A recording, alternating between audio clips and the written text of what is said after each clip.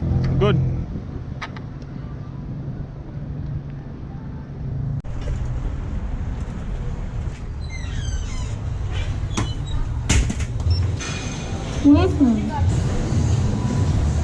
When I'm angry, I just want to explode, detonate, and leave no one around me. For they all take away from the flame which is my life. Let me live, strive, even if I won't prosper.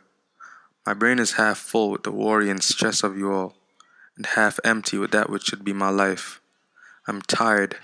You are wearing me down. Let me step as high as I want and fall as low as I can, as long as I'm doing it for me.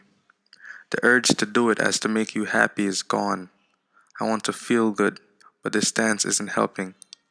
Would it be selfish to say, I don't care what you want?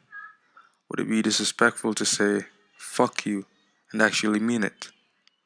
I'm missing the point of living, and you're not helping.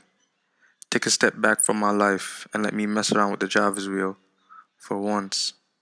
Let me say how I feel, behave how I feel comfortable, and make decisions based off what my brain perceives. My name is Raymond Kelly, and I'm just asking for you to take a step back and let me live.